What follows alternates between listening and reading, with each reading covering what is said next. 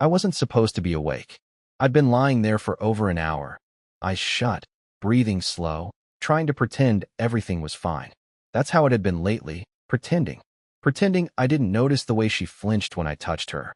Pretending her girls' nights weren't turning into weekends. Pretending the silence between us was peaceful and not loaded like a gun with the safety off. It was 2:41 a.m. when she whispered it. She thought I was asleep, and maybe I was supposed to be, but I wasn't. I turned to face the wall so she couldn't see the tear stains on my pillow.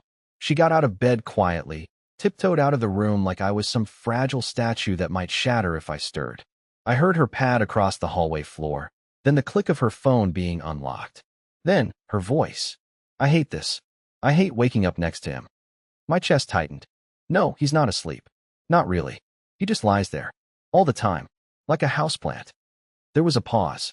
I imagined the person on the other end laughing. I imagined them asking what I looked like asleep. I imagined them calling me names I'd never hear. I can't even stand being in the same room with him anymore. It's like suffocating. That's the word that broke me. Suffocating. You know how it feels to realize that the one person you've bent your entire existence around can't even bear to inhale near you? My fingers curled into the bedsheet. I kept my back to the door. I didn't move. Not even when I heard her laugh. That fake, breathy laugh she used to give me when we were still something. Then came the final blow. I think I'd rather he just left. And that's exactly what I did. I waited until I heard the water running in the bathroom. Then I got out of bed, packed a bag silently in the dark, left my wedding ring on the windowsill, and walked out without a sound. She didn't hear the door close. She didn't know she'd said it loud enough for me to hear. But she'd find out. And when she did, her reaction wasn't confusion or guilt or even sadness. It was panic. Because I didn't just walk away from our bed. I walked away from the life she thought I was too weak to ever leave. I didn't sleep that night. Not really. I drove around the city with the heater on, just circling aimlessly with my bag in the back seat and the ghost of her words echoing louder than my engine. I think I'd rather he just left. You'd be amazed how cold a car feels when the only thing keeping you warm is heartbreak. Around 6 a.m., I parked in an empty grocery lot and sat there, still gripping the wheel like I was bracing for impact. I didn't cry. Not yet. But my hands were shaking. By 7:12, she texted, "Where are you?" Then at 7:16, "Did you go to work early?" And then at 7:23, "Curtis, what the hell?" I didn't respond. I turned off my phone and watched the screen fade to black. That felt like a metaphor, honestly. Like everything I'd been holding together with tape and blind hope had finally powered down. I couldn't go back. Not after hearing that. Not after realizing I had become background noise in a life I helped build. A few hours later, I checked into a cheap roadside inn with a broken vending machine and a sour smell I couldn't place. The woman at the front desk asked if I was okay. I lied and said I just needed a quiet place to write. She smiled like she believed me, which somehow hurt more. It made me realize how many strangers would treat me kinder than my own wife. Back home, though, things were unraveling quickly. When I finally turned my phone back on that evening, I had 12 missed calls, 6 texts, 1 voicemail. She never leaves voicemails. So I listened. Her voice was shaky. Not angry. Not confused. Panicked. "I just woke up and your stuff is gone. I don't know what this is, Curtis. If you're trying to make a point, just come home and talk. You don't get to just disappear like this. Not without saying something." But she had said something. She said everything. While thinking I was asleep. That was the point. I didn't call her back. Instead, I went online and froze our joint bank account. I transferred what was legally mine to a separate card. I locked down my credit. I wasn't trying to be cruel. I was trying to be smart. For once. Because something told me that the woman who couldn't stand me wouldn't stay calm for long. And I was right. The next morning, I got a text from her sister, of all people. We weren't even that close. It said, "Curtis, I don't know what happened, but Tessa is freaking out. She says you vanished and won't answer her. Can we talk?" I didn't reply to her either. And then came the last straw. Tessa posted a photo of us. Old photo. From some beach trip years ago. Captioned it, "Come home, please." Suddenly the woman who said she couldn't stand to be in the same room with me wanted me back in her world. But it was too late for that. Because while she was scrambling to figure out where I went, I was already making calls to someone I never thought I'd speak to again, someone who told me everything I was never supposed to know. And that's where the truth really begins to show its teeth. The thing about silence is, it makes people nervous, especially people with something to hide. And Tessa? Her silence didn't last long. By day 2, the text had turned from "please come home" to "what are you doing?" and then, like clockwork, to "you're being ridiculous." But I wasn't being ridiculous. I was finally being honest with myself. I spent most of that day sitting on the carpeted floor of the motel room, staring at the same duffel bag I'd thrown together in the dark. Half the clothes were wrinkled. I forgot socks. I didn't even pack my toothbrush. But I brought my old backup phone, the one she didn't know I still had. And on that phone, I had one number saved that I'd never had the courage to call before. Her ex-best friend, Mallory. Now, I know how that sounds. Messy. Dangerous. But here's the thing. Tessa and Mallory had a falling out about a year ago. I never asked for details because it sounded like girl drama, and I was always too tired to get involved. But Mallory had once told me, back when we were still on good terms, "Curtis, if you ever feel like something's off, you come talk to me. Don't let her mess with your head." At the time, I laughed it off. But now, I couldn't stop thinking about it. So I called. Mallory picked up on the second ring, and before I could even explain why I was reaching out after all this time, she said, "You found out, didn't you?" My stomach turned cold.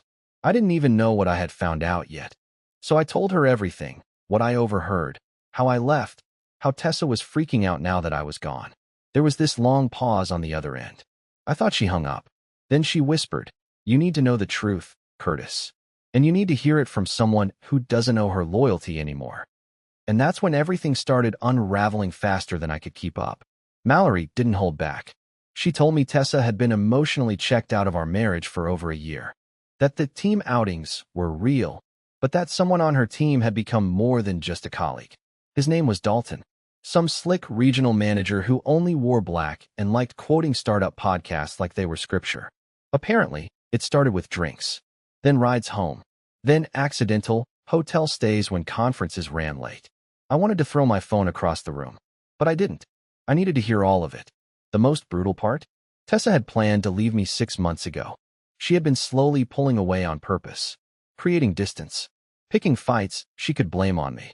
But when Dalton refused to commit to her outside of their little secret affair, she panicked. And she stayed. Not because she loved me, but because she didn't want to be alone.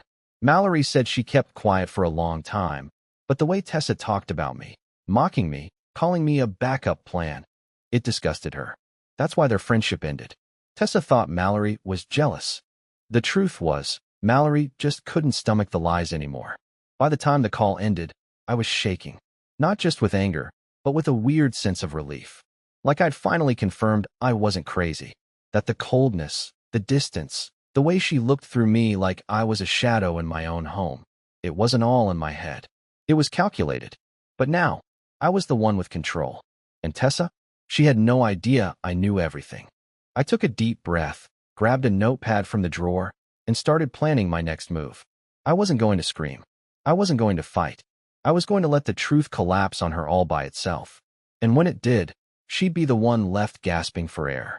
By the third day of my silence, Tessa was unraveling faster than I could have imagined. I stayed hidden. I didn't post anything. Didn't tell friends where I was. I became a ghost in my own story, and apparently, that scared her more than any fight ever had. The woman who once whispered that she couldn't stand to breathe the same air as me was now posting desperate quotes on Instagram stories and texting things like, "Can we talk like adults?" Or, "I don't want to lose everything over a misunderstanding." Misunderstanding. That word lit a fire in my chest every time I saw it. Meanwhile, I wasn't just sitting on motel sheets eating vending machine chips. I was collecting receipts. I messaged Mallory again and asked if she had anything concrete. I expected vague details, maybe some screenshots. What she sent me instead was a file, an actual folder she'd saved on her phone. Photos, audio snippets, a short video clip. I think she'd kept it originally out of anger, maybe fear, maybe guilt, but now she was handing it over to me like a gift I never wanted. One photo was from a company retreat in June. Tessa, in a bikini I'd never seen before, sitting on Dalton's lap with her hand resting on his chest like it belonged there. Another was from just a few weeks ago, her laughing at some rooftop bar, her hand resting comfortably on his thigh under the table, clearly thinking no one was watching. The video? Short. shaky. A few seconds of her voice, unmistakably hers, giggling and whispering. Curtis still thinks I'm in yoga class. I nearly dropped the phone. My hands were ice. I watched it again just to be sure. The way she said it, not with guilt, but with smugness, it gutted me more than any scream ever could. But here's the part one didn't expect. That same morning, Dalton's wife messaged me. Yup, turns out Mallory didn't just send the files to me. She sent them to her, too.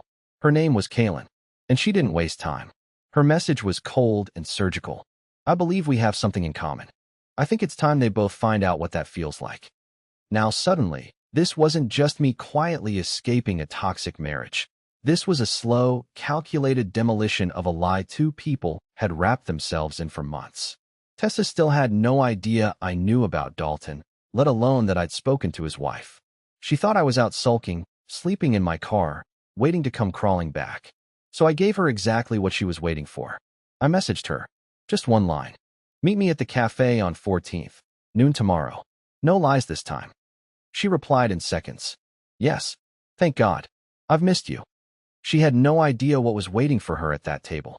And I made sure Dalton had no idea, either. Because I wasn't walking into that meeting alone. And by the time it ended, neither of them would be able to pretend anymore.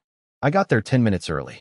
The cafe was one of those upscale, glass window spots she always dragged me to on Sundays, the kind where they spell your name wrong on purpose and act like burnt coffee is a personality. I chose the table by the window, not for the view, but because I wanted her to see me waiting. I wanted her to walk in and think, for just 1 second, that maybe she still had control of the narrative, that maybe I was here to talk things out, that maybe she could twist this into another emotional reset where she played the misunderstood wife and I played the desperate fool begging for her affection. But the difference this time was simple. I wasn't alone in this story anymore. I saw her before she saw me. She was wearing that soft pink coat, the one I bought her 2 Christmases ago. I remember thinking she looked stunning in it back then. Now, all I saw was the costume of someone rehearsing a lie. Her steps were slow, hesitant. Her eyes were scanning, and when they landed on me, she smiled. Not with relief, with calculation. Like she thought she was about to win something. She sat down across from me, took off her coat like it was a show, and tilted her head. You look tired, she said, like it was concern. Like she didn't know she was the reason I hadn't slept in 3 days. I didn't respond to that, just nodded toward the counter. You want anything? She shook her head. No, I just want to talk. I think we've both been under a lot of stress lately. I said things I didn't mean. I didn't know you heard me that night. That was the first twist of the knife. She knew, and she'd still spent days lying to my silence. I didn't mean it like that, she added quickly. I was venting. You were asleep. It wasn't. You said you hated waking up next to me. I interrupted, flat. You said you couldn't stand being in the same room with me. She swallowed. It was just words. Was Dalton just words too? That stopped everything. Her face changed in a second. The fake calm drained out of her like a leak in a pipe. What? I leaned forward. You know what's funny? I was going to keep this just between us. I was going to walk away clean. Let you deal with the silence. But then I got curious. So I made a few calls. Talked to someone you probably never expected me to. She was pale now. Her lips parted, but nothing came out. And then she called me. I added. Dalton's wife. Sweet woman. Much more composed than I expected. She and I had quite the conversation. The door behind her opened. And there they were. Dalton. And Kaylin. They walked in like they'd rehearsed it. Kaylin spotted me immediately and gave the slightest nod before locking eyes with her husband. Dalton froze. Tessa turned around just in time to see his face go white. She stood up so fast her chair nearly tipped. What is this? She hissed.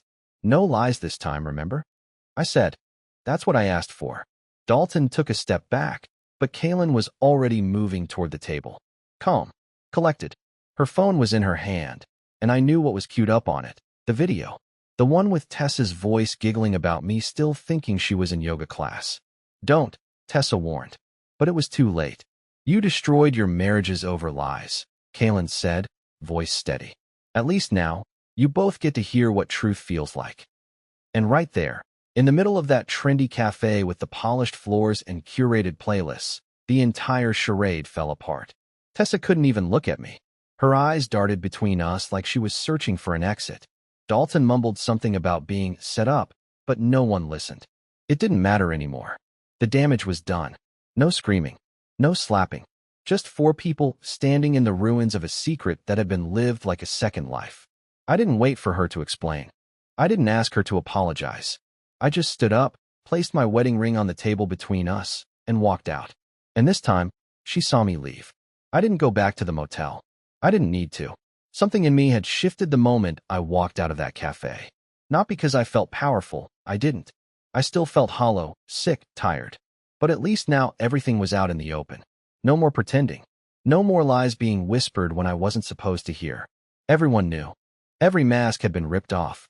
What I didn't expect was how quickly Tessa would lose control. Less than 3 hours after the cafe explosion, I started getting calls from mutual friends, people we hadn't spoken to in months. Apparently, Tessa had started telling them I'd set her up, that I ambushed her, that I was manipulating her trauma for revenge. She even claimed I was working with Kaylin to ruin her life, out of jealousy. It was so absurd I actually laughed out loud the first time I heard it. Then I realized she was serious. She was trying to rewrite the entire thing.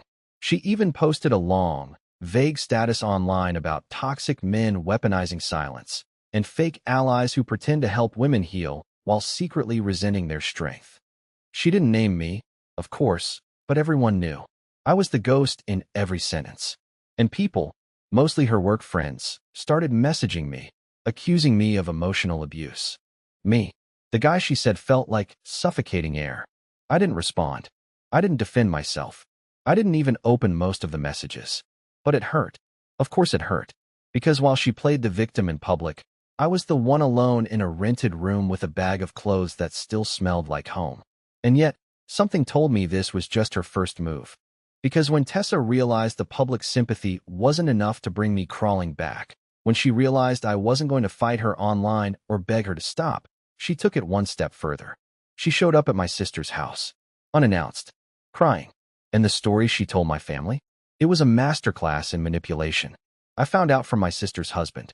He texted me while I was sitting in my car outside a laundromat, waiting on the world to make a little sense again. The message was short. Just, Tessa's here. Should I ask her to leave? I called him immediately. What do you mean she's there? She showed up crying. Said she didn't know where else to go.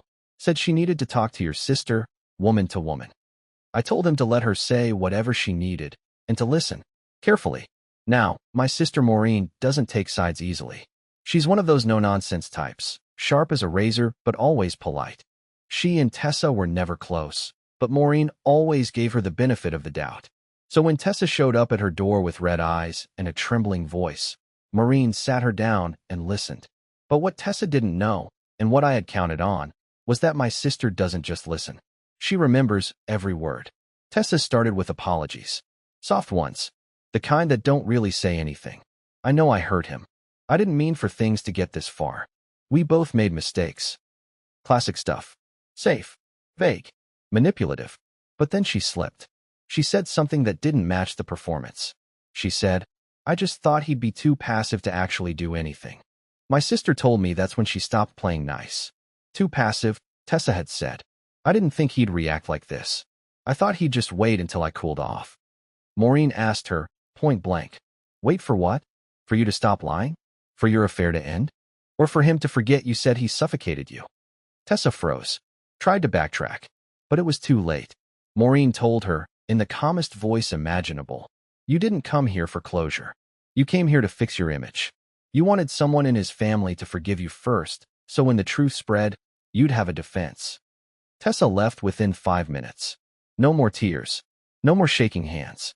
Just silence, and the sound of a door closing a little too hard behind her. She texted me later that night. I don't even know who you are anymore. I almost replied. I had the words typed out, but then I deleted them. Because she was right. She didn't know me anymore.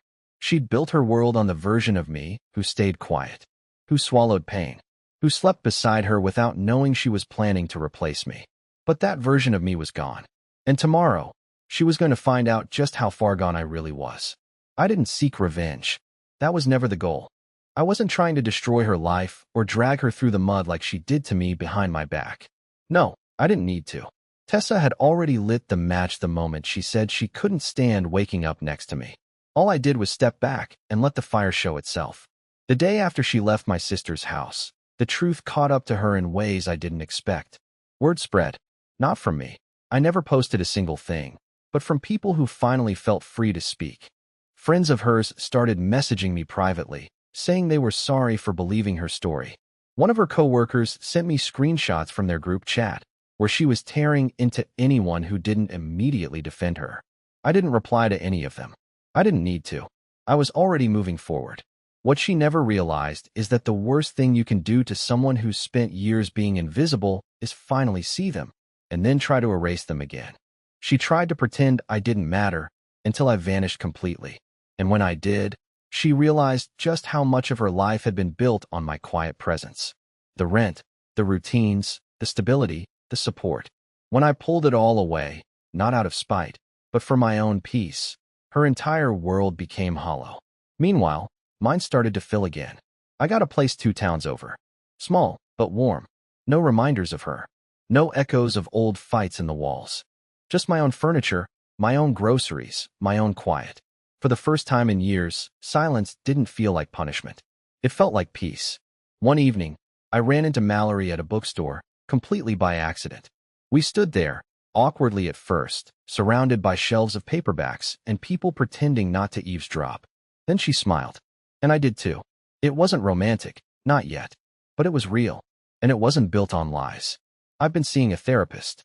Something I should have done long ago. We talk a lot about patterns. About why I ignored the signs. About why I stayed in a home where I felt like a ghost. I'm starting to realize that I wasn't weak for loving someone who didn't love me back. I was just hopeful. And hope is only a weakness when you hand it to the wrong person. As for Tessa, the last message she ever sent me said, "You didn't have to humiliate me." I never replied, because she still doesn't get it. I didn't humiliate her.